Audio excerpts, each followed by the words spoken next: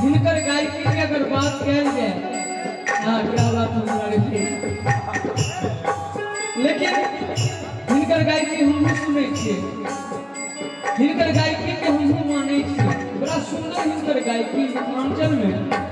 अगर सुर के समझ,